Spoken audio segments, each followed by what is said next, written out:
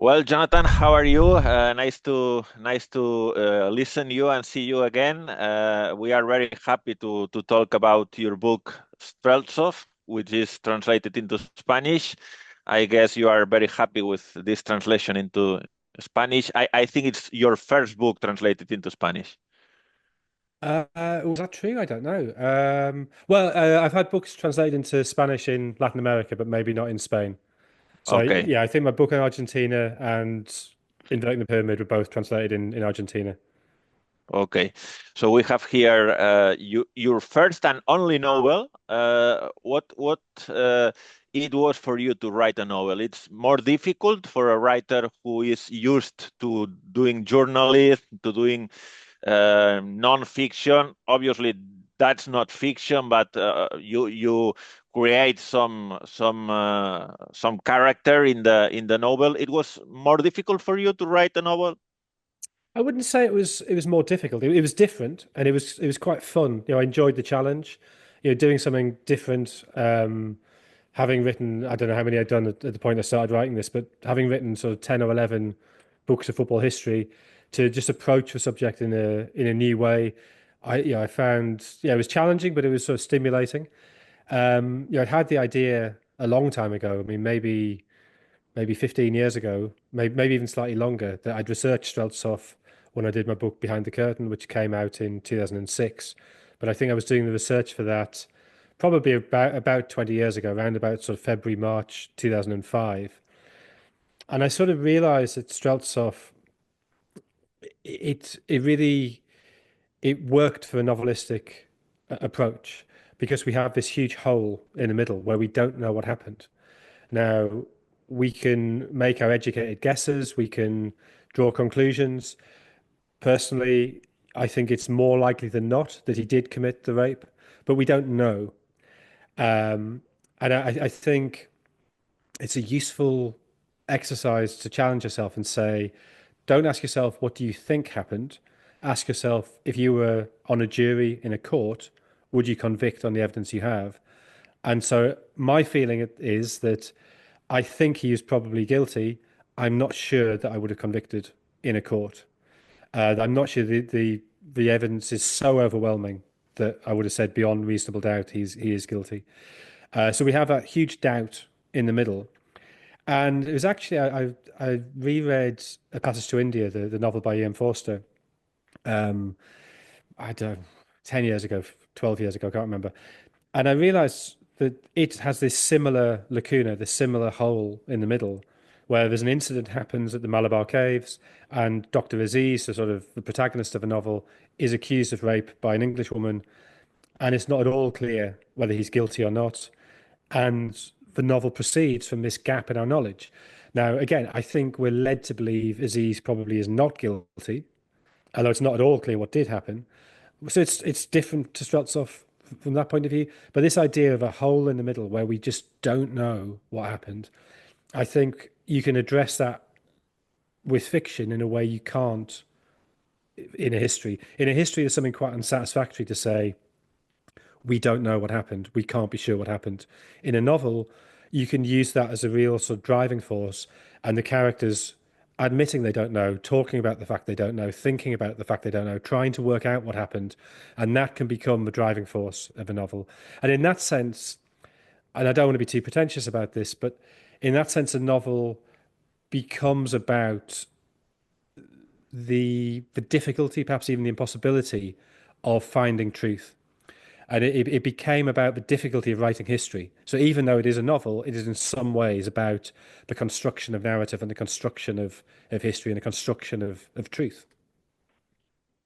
So we are talking about a novel, but obviously it's a true story. There is a lot of research from your part. What is not real? I guess the workers on the club, the narrator is not real, and some of the, maybe most of the co-workers of the narrator are not real. Yeah, exactly that. So Vanya, the narrator, he is a complete fiction. Um, the the woman he is in love with, her husband, they are not real. Yeah, the other staff of the club, the coaches are real, but the staff, the functionaries, they are made up. And so it's sort of through them that the story is told. You told me that you started researching about Streltsov in your first book, Behind the Curtain. I will come back to that book because I think it's very interesting to talk about your fascination about Eastern Europe and Eastern European football. But we can read about Streltsov already in that book. When did you hear first time about Streltsov, and why it fascinated you so much? I think the first time was probably in Simon Cooper's book, Football Against the Enemy, which I must have read in the mid-90s sometime.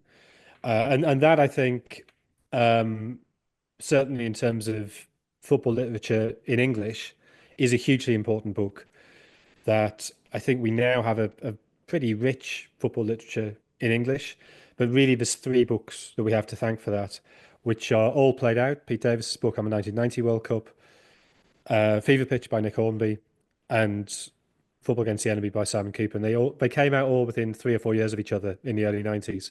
And that really was the beginning of publishers realizing that there is a market for football literature, that you can write about football in a literary way, in a serious way, which I think there's always been skepticism about whether you could do that with sport at all. But where it had been done, it tended to be with cricket or with boxing. And there was a lot of doubt as to whether you could do that with football, whether people would want to read about football in that way. And those three books created the market. So I think that's where I read about it first. And I think the way most people enter the story is the assumption that Streltsov was not guilty, that he was somehow framed by the state. Um, and I think it's much more complicated than that. That's the sort of easy narrative. Um, so it occurs to me I might be wrong about this. It might not be in Cooper's book. I might be confusing it with the story of Nikolai Starostin. Um, so Starostin definitely is in Cooper's book. If Streltsov's not in there, and maybe both are, then it would have been when I was working at OneFootball. So OneFootball.com was a sort of global football website which launched in early 2000 and it ran until the end of the 2002 World Cup. And that was my first sort of proper job in football journalism. And I remember when I was there writing a piece about, I think it was Gary Kasparov, the former world chess champion, was heading up a campaign to try and clear Streltsov's name. So maybe I'm wrong about Cooper's book, but definitely I remember learning more about it as a result of that campaign. And then because we didn't kind of have official titles. It wasn't that somebody's in charge of France, somebody in charge of Spain, somebody in charge of Italy. But so de facto, I did a lot of Eastern European side of things. And I traveled to Russia quite a lot around then. And I think that was when I began to sort of begin investigating it myself, just talking to journalists, talking to historians. And then when I was doing the book, when I was doing Behind the Curtain, that was when I met Axel Vartanian, who's this great historian who has all these files from the KGB that he's copied, and being able to read those files or see those files and see the photographs and sort of pick my way through the reports. That was when I got a far clearer understanding of the case. I don't know if you speak Russian. If not, which I I guessed it was the answer. It was more difficult for you to research not speaking Russian. Yeah, to an extent, but I've always been very fortunate that I've always had good researchers. I've been able to kind of get people to help me, people who can translate things. I mean, languages frustrate me a lot, and maybe this is something to do with the British educational system. But I can read a lot of languages, so I can. If you send me one of your pieces in Spanish or L'Equipe or Kicker, I can read it and I'll understand 60 or 70%. And obviously with Google Translate now, it's much easier. But what I find very, very difficult is having a conversation. So even with Russian, I mean, yeah, nowhere near as good as with Spanish or French or German. Um, but I can very slowly pick my way through it. I can get some kind of sense of what it's about. Um, but yeah, what you can do then is you can say, okay, this looks like it might be important, and then you get somebody to translate it for you. And when I did my book on Hungary, it was a similar process. I could pick out odd words. So you get a sense, okay, this is about this, and then you say to somebody, please, can you translate this for me? And you pay them, or you do them a favor to compensate. So yeah, like it's a challenge, but I don't think it's in any way an impossible challenge. You can find people to help you, and you just have to make sure you have good people who you trust to do the job well. The fact that Streltsov played for Torpedo and not for Spartak, CSKA, made it more, I don't know how to say, romantic. I mean, it's like a little team, Torpedo. It is still more interesting for you, that fact. Yeah, I think so. I mean, you're right. The joke was always over the fifth wheel of the cart, that the four other Moscow teams are much bigger teams, and the fact that he emerges at this smaller team. It's the fact that it's a car factory who funds them. It's not the army. It's not the secret police. It's not Spartak, who have this sort of great popular will behind them. I mean, officially they're backed by a catering union. Yeah, and maybe he wouldn't have been celebrated in the way he was had he played for one of the bigger teams. Maybe he wouldn't have got his chances early. And you see that even today, that a player comes through age 16. Would Jude Bellingham have got the chance he did had he come through at Manchester United or Chelsea rather than coming through at Birmingham? But because it's Birmingham, yeah, Torpedo are bigger than Birmingham, but because it's Birmingham, he gets put in the first team when he's 16, and people be like, hang on, this kid's amazing. And so, his rise is much quicker. It may not be healthy for the player. We may see that there's uh, there's adverse consequences for Bellingham as a result of that later in his career. But it means that he becomes this sort of focus for attention. And and Birmingham fans loved him. Yeah, his shirt has been retired. And I think you can see a similar thing happening with Streltsov, that because he's coming through at a smaller club, the idea that we have the genius, suddenly their fans get excited in a way that Spartak fans see lots of very good young players, and so he wouldn't stand out in the way that he did. So yeah, the fact that he's at Torpedo matters from that point of view, but also in terms of the conspiracy theories. It's very easy to construct a conspiracy theory of, yeah, Dynamo wanted him, the KGB wanted him, and when he wouldn't go, they had to take him out, which I think is nonsense. But it's a very easy conspiracy theory for people to cling on to. And it's possible, I think, more reasonable to say, had he played for Dynamo, had he played for CSKA, might people have intervened to help him? Well, possibly. I'm not saying they would have done, but I think that's a possibility you have to consider. Whereas a Torpedo, they just didn't have the connections that could have made that happen. Uh, could you watch him playing like a full match, or never had the chance? Exist some footage of games, or not?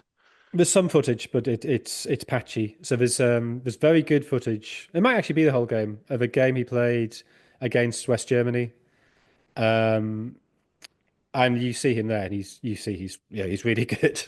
He looks in the same way that, say, Erling Haaland looks bigger and quicker, just like a different species to other players he's with. When Haaland is playing well, how do you stop him? He's 6'4", he's 16 stone or whatever, and you see Streltsov, he's bigger than everybody else, he's more powerful, and he's got he obviously doesn't have close technical skills in the way that Xavi or an Iniesta or a Modric would have close technical skills, but he's got good close technical skills for a big man.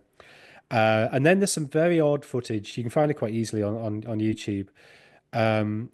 It's when he comes back after the time in the gulag, and it's footage that so it seems to be shot through a bush. So there's every now and again you get a leaf comes across the screen, and you see him then, and you see how diminished he is. That his touch isn't what it was. He's still big, but he's a lot slower. He's a lot more ponderous.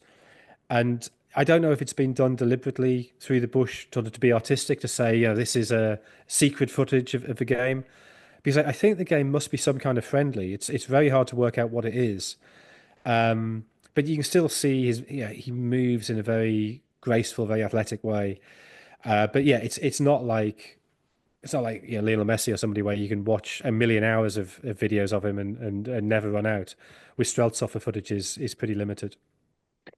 You mentioned Erling Haaland, like a player who has the same kind of body, but Streltsov played more on the wing, isn't it?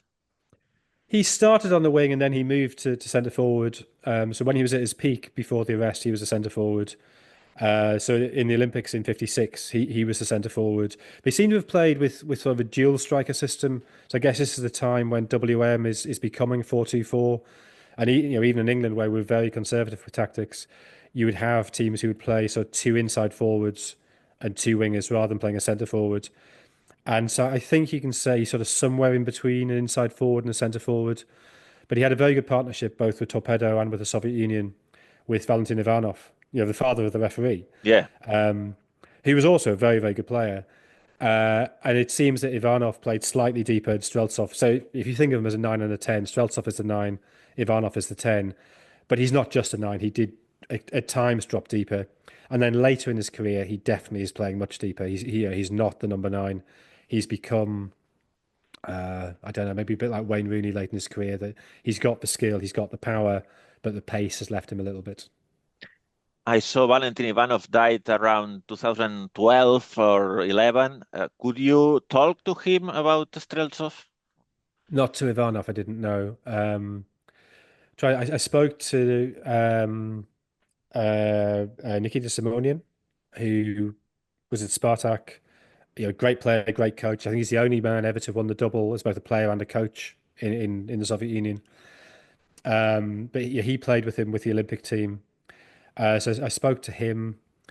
Yeah, Ivanov, I tried to get. I'm not sure whether he was uneasy about talking about Streltsov because that was something I found quite a lot that people didn't want to give an opinion, which I guess for people who've grown up in the Soviet system, yeah, you understand this is a controversial topic and people don't want to sort of suddenly find themselves on the wrong side of the argument. But also, a lot of people were just very old. So I could never quite work out with Ivanov if he just didn't want to talk or whether he was ill. And yeah, you must know from talking to old footballers, quite often memory has gone and there's sort of embarrassment about that. And so the fact he played sort of mid to late 50s and then in the 60s, but yeah, 40, 50 years has gone by. These people are 70, 80. I mean, Simonian was great. Simonian was sharp as anything, was very, very good at talking. The person who, I mean, his memoir rather than speaking to him, but Gavril Kashalin, who was the Soviet national coach at the time, his memoir was very interesting on Streltsov in terms Mhm. of saying what type of player he was, what sort of personality he was. Mhm. There is a sentence in the book I was very interested. You say something like, after the war, all the culture in the Soviet Union changed, the relationship between men and women, how men saw women. What did you mean exactly about that? Yeah, I mean, this is something that I suppose I knew deep down, but hadn't really articulated. And I think I totally understand why Soviet culture did not address this, but there was a period. I guess.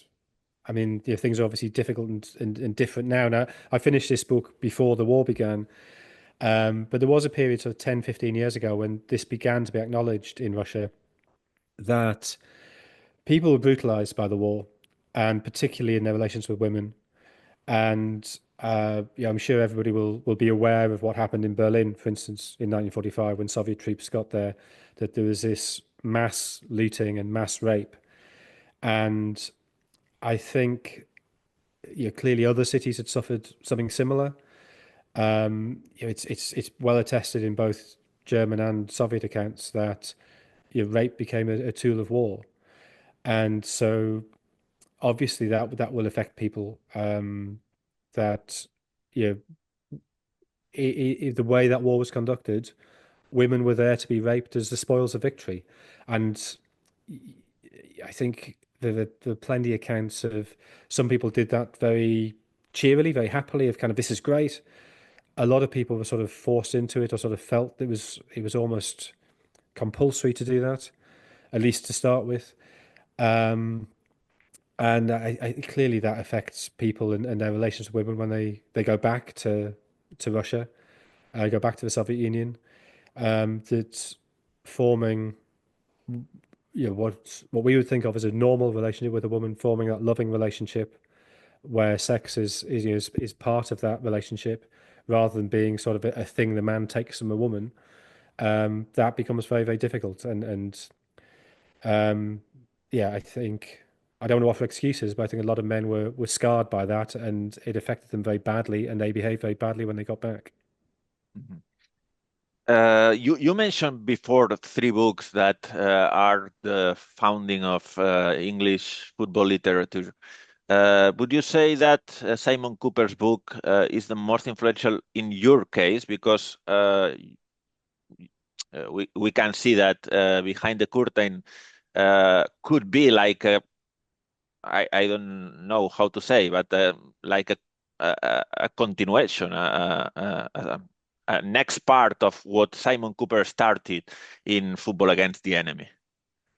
Yeah, I think that's true up to a point. I mean, clearly the structure of Behind the Curtain, just traveling around writing about what I saw, follows the same structure as Football Against the Enemy.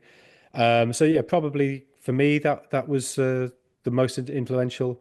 It showed you could write uh, about the relationship between football and culture. I mean, Simon, I think, is very specific. He's writing about football and politics.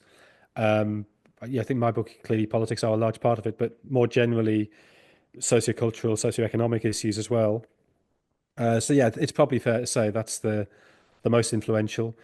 Um, and I think well, look, I'm not going to put words in Simon's mouth. I don't know what Simon thinks, but I look at Behind the Curtain now as being it was a good book to do first, and I'm very glad I did it. But these days, I like to do something a bit more with a bit more internal coherence. That book sort of is quite loose.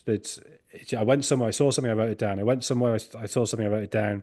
There are narratives through the book. It's tied together by the fact that I'm investigating how the fall of communism or the fall of the Soviet Union affected football in all those countries. But it's not as internally coherent as, say, my book on Argentina or my book on Hungary. I want to say your books about European football, like Behind the Curtain or the Hungarian book, how they did work in the English market. I guess the books about England football, like Anatomy of England or Anatomy of Manchester United, Anatomy of Liverpool, maybe were more popular among the English public or not? How did No, you know? really not. No,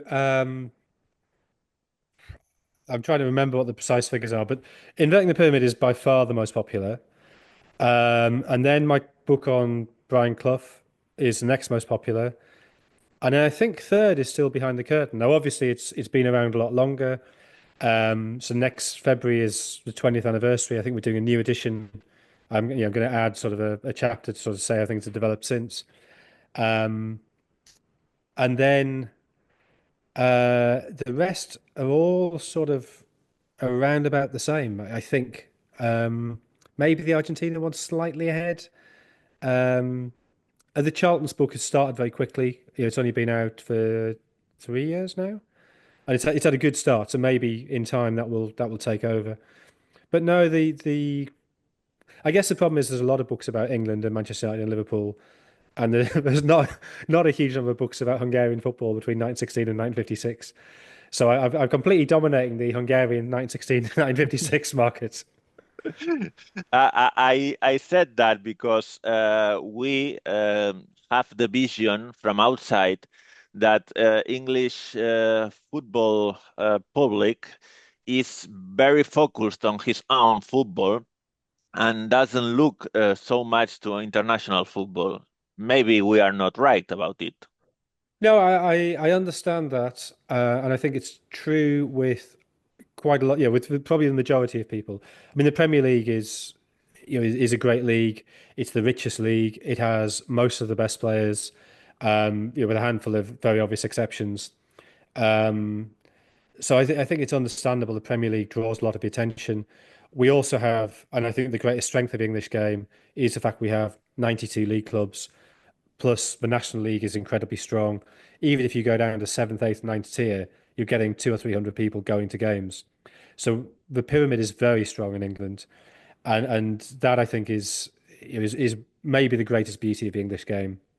That every village, every small town has its team, and yeah, sure, you might go and watch your village and also be a fan of Liverpool or Manchester United or Newcastle or whoever, but you're interested in both.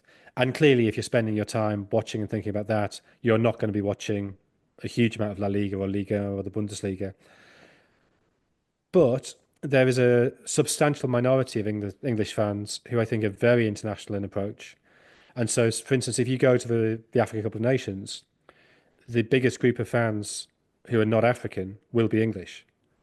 Yeah, there's a core of, I mean, not huge numbers, but you're talking maybe 30, 40 who will go to every Cup of Nations, similar to the Copa America.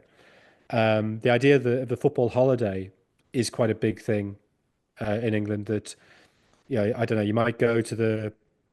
I did it myself. I used to.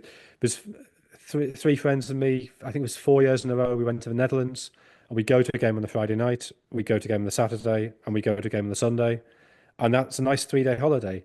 And what that meant was, yeah, sure, you'd make sure you went on a weekend where you could go and watch Ajax v Feyenoord or Ajax v PSV, but you'd also go to a couple of places you might never go to otherwise. So, I've been to Waalwijk, I've been to Heerenveen, I've been to Alkmaar, I've been to Nijmegen to watch football. And that I think, I mean, I was doing that 20 years ago, and I think it's become more common. I think a lot of people like to go to the Bundesliga. The fan culture there reminds them of something that maybe has gone from English football. I did a piece in Sweden last season, and I was amazed by how many English fans go to Sweden to watch football because they enjoy the Swedish fan culture, the fact that there's no VAR, the fact it's a much more ultra-driven culture than we have here, but that there's a sense of a little bit of English football as it was in the 80s. There's a lot of English fans, or maybe not a lot, but quite a few English fans go to Lille regularly because it's easy to get to by train. And again, there's a sense that somehow it's a little bit more real. It's certainly a lot cheaper than going to watch Premier League games in London. Mhm. You are very interested in Eastern European football. I have read that maybe it comes from your holidays when you were a child going to Slovenia, to Bohinj. Uh, First of all, I guess it was not common to go to Yugoslavian holidays in England at that time. Well, I don't think it was uncommon. Um, so it's just one of those weird things where because I did it every year, I just sort of thought that was normal. And then it's only as I've got older, people go, yeah, that's quite odd. Is it? So when Tito opened the borders in 62, I think, maybe 63, and there were package tours went from Britain to what's now Croatia. And my dad was on one of the very first ones, which seems to me bewildering because my dad was not an adventurous man. I don't think anybody would say. And yet, yeah, he went on this package tour when he was. I mean, he was single at the time. He would have been mid-20s, and he went with some of his friends to Croatia. And he had these stories about how one night they went out on a fishing boat, which is completely illegal, and they had to dodge patrols coming back into the harbour the next morning. And this is just like, I mean, that wasn't the dad that I knew. And then, very strangely, my mum went on the same package tour, I think the following year, or maybe 2 years later. So when they first met, one of the things they talked about was the fact they'd both been to this place in Croatia. Um, my So they they grandparents, they they met in that travel or no, not? no, they were part of a mountaineering club in the northeast. But one of the things Oh, they talked about when they first met was that okay. they'd both been to Croatia. Oh, Um, and I think the thing was it was so my first holidays when I was a kid, we went to the Lake District in the northwest of England, where you had very beautiful mountains, lakes. I mean, mountains, hills, lakes. The highest ones are 1,000 meters. They're not big, but it's very beautiful. It's a lovely place. And we like walking, we like mountains. And so, but the problem is it's the northwest of England, so it rains all the time. And so I guess it's logical, where can we go where the weather's better and where is cheap? And Yugoslavia has beautiful mountains and beautiful lakes. Um, the weather is in May is very good, and it's much cheaper than going to Austria or Switzerland or the Pyrenees. So yeah, we when I was 7, we went to Bochum, as you said. Then the following year, went to uh, Beauvais and a place on the coast. Can't remember the name of it. Then we went to Kranjska, went back to Bochum. We went down to Montenegro to Jablják in 1990, which was fascinating because we saw the JNA preparing for war. They knew the war was coming. So on the way back to the airport, Jablják is incredibly remote. It's on the Albanian border. Um, Really amazing place. It was like nowhere I'd ever been. Very dry, very dusty. It was in my head. It was what the Bible looked like. This very very dusty, mountainous, shepherds with herds of goats and things. And then coming back to the airport, the fan belt on the bus broke. So to get us there for the plane, it was like a 7 hour journey from the hotel to the airport. They provided a taxi for us, and he took this shortcut that the bus couldn't go on, and he took us through the mountains. And there was an area where we stopped at a military roadblock, and they had to sort of cover up the windows so we couldn't see out. But I mean, you could see out because there's little chinks. And I remember very clearly seeing soldiers with bazookas and just not really understanding what was going on. And obviously, the war begins the following year. Um, so yeah, I loved Yugoslavia. I still do love Yugoslavia. I think Slovenia is an incredibly beautiful country. I really like the food there, and it was just the first place I'd ever been that wasn't Britain, and it gave me this sense of abroad as being incredible. That everything smelt of pine. That's what I remember very clearly. Foreign cigarettes smelled different and better than our cigarettes. Um, Sort of lots of grilled meat, which we didn't really have. Obviously, pictures of Tito on the walls of like every cafe and things. So it was all very exotic and yeah, it's. I think that's still sort of in my head. It's associated with excitement and adventure and holiday and relaxing. So that clearly had a huge influence. And then I was incredibly fortunate, and this seems to me now looking back, seems like madness. But in 1992, my school did an exchange with Russia. So we went over to Tambov, which is about 6 hours drive south of Moscow, and spent like 10 days. I was paired with a family, with Yelena, and I lived with them and went to school there. And then they came over, um, I don't know, a month later or something. And this was around the time, it was shortly after the coup attempt against Gorbachev.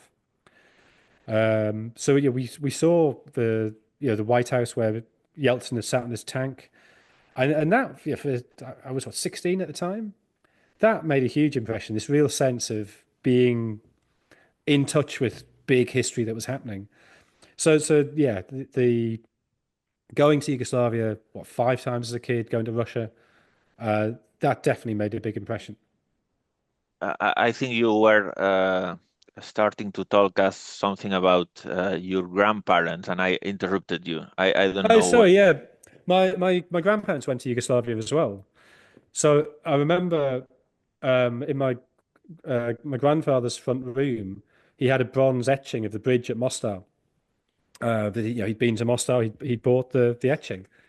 So, and they must have gone because it was cheap and hot, and it had the sort of mountains and the history that they were looking for. But, they wouldn't have been interested in a beach holiday. They wanted some sort of intellectual stimulus as well.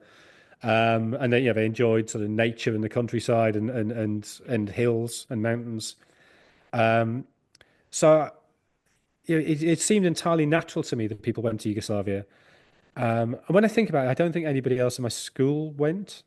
Maybe they did. I can't. But you could go to the travel agents and there'd be brochures, and you could pick up a brochure for Yugoslavia the same way you pick up a brochure for Spain or for Italy or for France.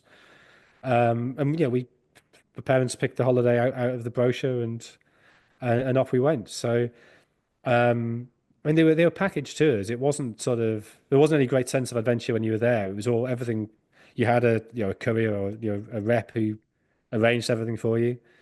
Um, but yeah, that clearly very early gave me an idea that there's this world that existed outside of Western Europe, which maybe if I'd been going to France or Spain, I wouldn't quite have had. Mhm. What does it mean for you, Red Star Belgrade winning team of 91? I mean, at that moment, because you were in, in Yugoslavia in holidays, so you had some kind of connection with them.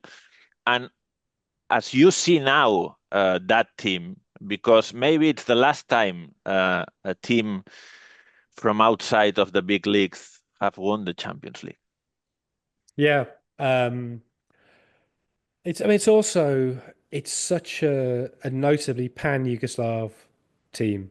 There was you had players from Montenegro, from Macedonia, from Bosnia, from Croatia, from Serbia, obviously. So apart from Slovenia, all the republics were represented. So I think it does mean something quite special in terms of the end of that Yugoslav ideal. I think the football they played, I mean, the football they played in the final was pretty boring and pretty bad, but the football they played up to the final was incredible. You watch the game; their two semi-finals against Bayern Munich are both extraordinary games. And if anybody listening to this, if you can find the footage, especially the I end of the second leg, it is astonishing. The drama, but there's a clear edge to it. People know this is coming to an end. People are aware there's great uncertainty. And that pitch invasion at the end, where they're literally tearing up the pitch, normally you'd think, oh, this is destructive and terrible. And it obviously is destructive and terrible. But at the same time, there is a sense of they don't need that pitch anymore. They're not going to be using that pitch. This is the end of Yugoslav football. And so, in some sense, digging it up feels appropriate. So, yeah, Zvezda, there's clearly a lot bad about Zvezda. It's versus, the Delir you know, are anarchic and difficult and dangerous. And what some of their members got up to in the 90s during the war is absolutely unconscionable. Even more recently, the vocal support for Putin would be contrary to what I believe. They have been guilty of acts of violence and hooliganism. And yet at the same time, in Zvezda are coming up to their 80th anniversary, and we've got a piece in the Blizzard that's just come out, issue 56 of the Blizzard, talking about Zvezda at 80. And they're a really fascinating example of how a club represents political and cultural movements. That they start off after the Second World War. They're almost the outsider club, the partisan of the army team, and Zvezda are this sort of opposition to that. They have a lot of sort of intellectual left-wing support in those early years. Then obviously by the 90s, that's changed radically. They're ultra-nationalist, right-wing. And now I think, it's sort of changed again. They're in a slightly complicated position. That I think that instinctive support for Putin, maybe. I mean, I'm saying this as an outsider. I'm hoping to go back to Belgrade later this year. They've got the game against Albania. The national team have a team game against Albania coming up in, I think, September, but the autumn anyway. So I think I might go to Albania for the game in Albania in June and go to the return leg as well, or return game as well. And maybe that's an opportunity to look into what's going on with Sversa now. But the opposition to the government at the moment, which is led by the students, there clearly are fans getting involved in that. And that's again one of the fascinating things about politics in Belgrade or politics in Serbia, that the two big forces who can get out on the streets, who can demonstrate, are the students and they're football fans. They're the ones who are used to street demonstrations, used to sort of evading police and countering police. And clearly that's not always good. It's often not good. But in some circumstances, it's a very useful tool. And I think the smartest politicians, before the Milosevic, that was Otpor, the students, and Zvezda fans taken to the streets. So they're a force that politicians have to take very seriously. there is a reflection in the book in behind the curtain about and it was written like 20 years ago, more or less, Yeah, 20 years uh, ago, yeah. about how these leaks are now, or at that moment, you started to see that these leaks were so small compared to what had been in the Yugoslavian era. I would say 20 years after the book, it is still more worrying, the situation. Maybe it's not only about the political situation, it's not only about a big country divided into six or now seven. It's also the economic situation globally. It's also the structure of the competitions. It's also the format of the Champions League. But it's very worrying how a country or a football region, which was Yugoslavia or even the Soviet Union, had a lot of interest in the domestic games. And now domestic games are so little watched. What's your reflection about that? Do you share the view that obviously the political situation had an influence, but it's not the only point? Yeah, I think you're right. I think there's two things intersect. So, I mean, let's deal with, to an extent, the easier one first, which is, and you see this across Eastern Europe, that you had the state-run academies, which you ran up until the end of the 80s, beginning of the 90s, which tended to be pretty good. They produced players. And what you see, I think, you look at, say, Romania and Bulgaria, who both had very good World Cups in 94. And then Croatia, obviously don't play in 94, but they have a good Euros in 96 and an excellent World Cup in 98. And I think what you're seeing there is there are players who are schooled in these academies, they have good early education, and then what they have a huge advantage is suddenly they have a freedom to move to bigger leagues where they can be properly tested, properly extended. And previously, the rule of thumb was you couldn't leave until you were 28, any of the communist nations as a footballer. So you do get Yugoslav players or Romanian, Bulgarian players moving to England, to France, to Spain. But it was always when they were 28 or older. Suddenly you get those generations who can go when they're 21, 22, and that accelerates their education. And so you get this great flowering of Romania, Bulgaria, Croatia. And Croatia, to be fair, have managed to sustain that. And that I think is an outlier. I think it's remarkable that a country of, yeah, what, 5 million people can be so consistently successful and produce not just footballers, but basketball players at the rate they do. There's something exceptional going on there. But by and large, across Eastern Europe, you see that pattern. And you might say Ukraine, certainly before the war, slightly counters that they were able to sustain it a little bit longer. But fundamentally, yeah, that generation was very fortunate that they had a good education when they were kids, and then they have the freedom to explore their career as fully as possible, once the wall comes down. Then, of course, what happens is the academies have been defunded, and there's then a huge crash. And some countries, I mean, Serbia, I think is a good example. The academies of Partizan and Zvezda, I think, are actually pretty good, and we're now sort of seeing those players starting to come through. If you look at the CIES report, I think I'm right in saying this, that the three greatest producers of talent in Europe at the moment are Southeast London, the banlieue of Paris, and Belgrade. So Belgrade is doing something right, clearly. But fundamentally, you have this crash. The academies aren't funded. The players don't develop. Maybe they leave too soon, and the players aren't ready for the move to Western Europe or to the bigger leagues. You have a great sense of wastage, and it's only really now that those countries are starting to put their footballing infrastructure back together. And in some countries, they're really not. So that's one side of it. But the other side, which I think is the bigger and more, not necessarily more serious issue, but the harder issue to tackle, is just the modern economics of football. I mean, you mentioned Thurston as being the last team from outside the big leagues to win the European Cup or Champions League. Yeah, Porto in 2004 are the last side from outside, four leagues. Maybe you include France in that as well, and maybe PSG will win it this season. But the idea that we can go 20 years and all the winners have come from Spain, England, Italy, Germany is deeply unhealthy. It shouldn't just be about how much money you have. Um, and so I always remember back in, I guess, 2005, talking to Zoran Abramovich, who was the marketing manager of Zvezda. And he was sort of saying, "Oh, it's impossible for us. We Zvezda, we play against essentially villages in the league. We beat them 4-5-6-0. Nobody cares. Nobody thinks about it. Nobody comes to watch. It's not a test. Our players aren't challenged. And then we get in the Champions League, and as soon as we play, a Swiss team, say, or a Dutch team, we can't cope because we don't know how to fight." And he said, "Yeah, what can we do?" He said, "Yeah." And I would say, "Well, you need greater equality in your league. You need to create a situation where there's more battle, more fight in your league. So your players learn how to defend, so they're tough."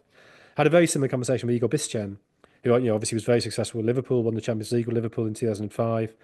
And then he went, I think he played at Panathinaikos and he went back to Dinamo Zagreb. And he was saying a similar thing. But what I remember saying to Abramovich is you've got to try and create competition in your own league. And he says, "Well, how do you want us to do that? Do you want us to subsidize the smaller teams?" And I immediately thought, yeah, that is actually exactly what I'm saying you have to do. Or at least you have to create a situation where Zvezda have to play to win games in the league.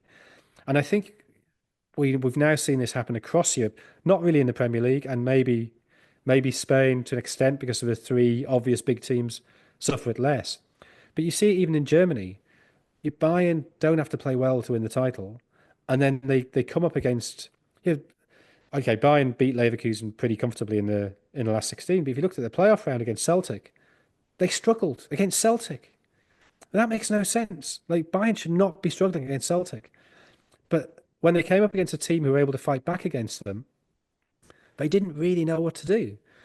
And you see this over and over again, this sort of sense of teams being shocked by having to defend. And I think one of the reasons why, and maybe it's come to an end now, but we had that period in Champions League where you got huge fluctuations. So Barcelona 3-0 up against Liverpool, lose 4-0. PSG, 4-0 up against Barcelona, lose 6-1. These huge swings. And I think one of the reasons for that is that teams have lost the capacity to deal with adversity, to think, okay, the tide's against us. What do we do? How do we check the tide? How do we dig in? I think maybe the spectacle is good. Maybe people like these huge swings. Maybe people like the attacking football. But I don't think the the level of football as a whole, attacking and defending, is as good as it used to be, or as good as it should be. And so I think you have to create a situation where there's a more level playing field. Now, that's never going to happen because the people who own the clubs are incredibly greedy. They just want more and more money.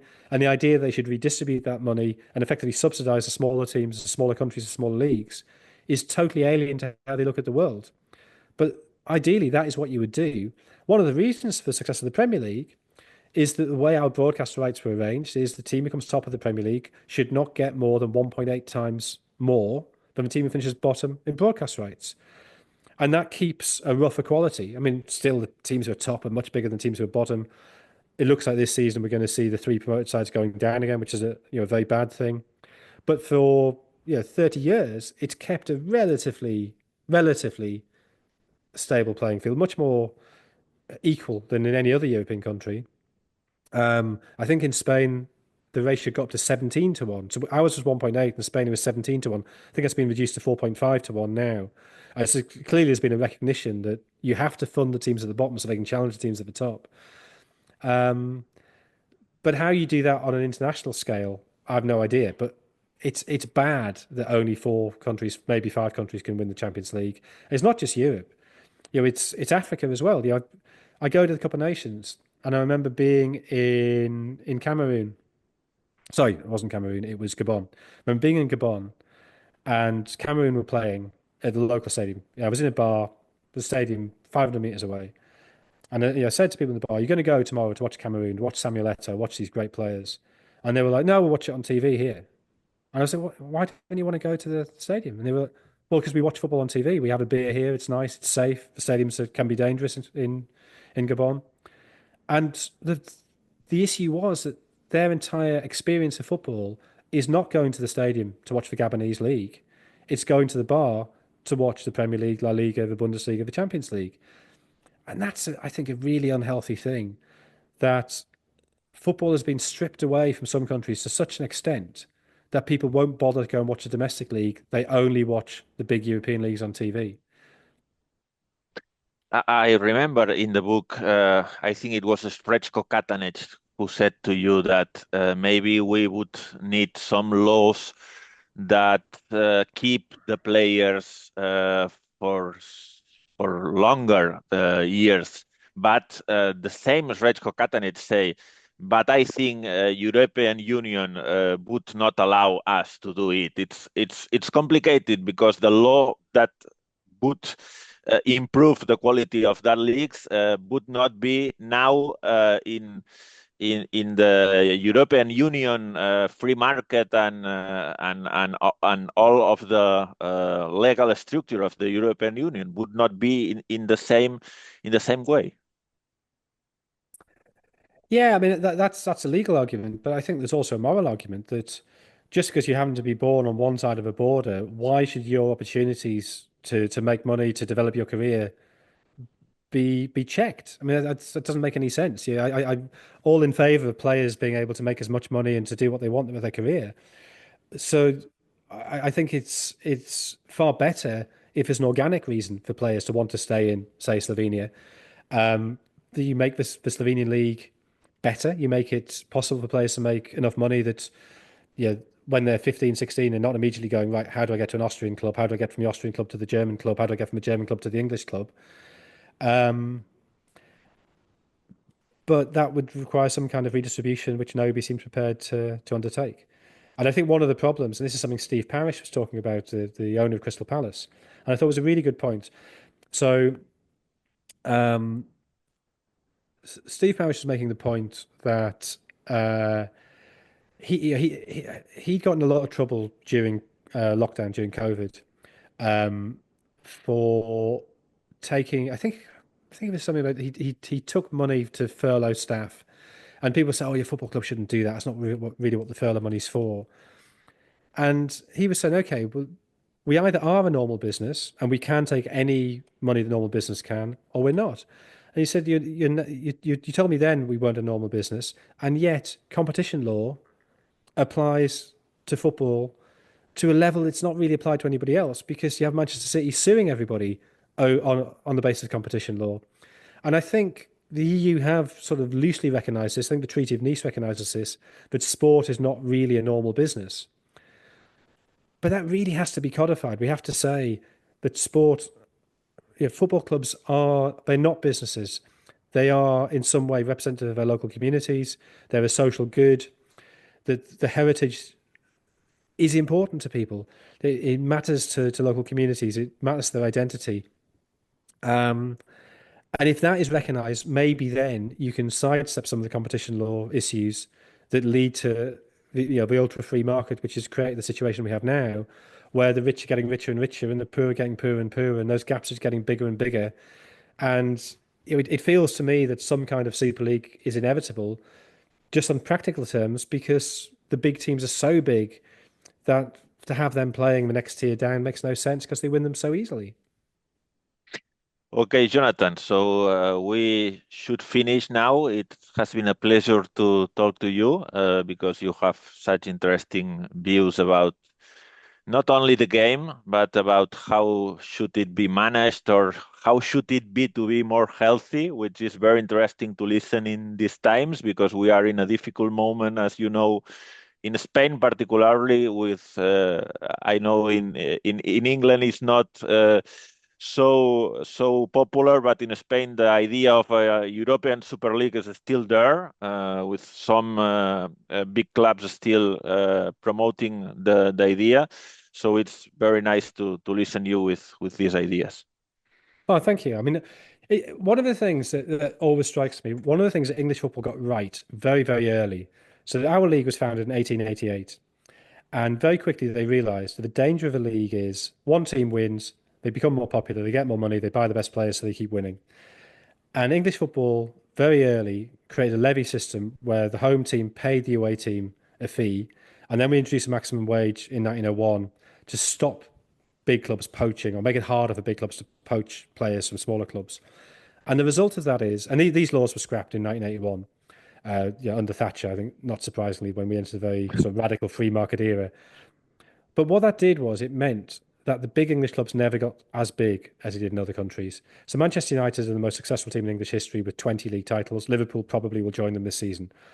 But 20 each is less than a sixth of all the league titles. You compare that to Real Madrid or Bayern Munich or Juventus, and the numbers are tiny. That because we put those checks and balances in right at the start, we created a more level playing field. And I think what all football would benefit from would be to go back to something like that mentality. Clearly, now it's not just about gate receipts. You'd have to work out ways of doing it with TV rights, with commercial deals and sponsorship and all the other forms of revenue. But I think that point of the big subsidizing the weak to create competition is the real important thing. Okay, thank you very much. And I give an idea to Panenka editors because now we have Streltsov in Spanish. Maybe in the 20th anniversary of Behind the Curtain, it would be a good idea to have Behind the Curtain in Spanish also. Well, if that could be arranged, that'd be fantastic. Thank you. Okay, Jonathan, thank you very much. Thank you. Really enjoyed that. Thanks.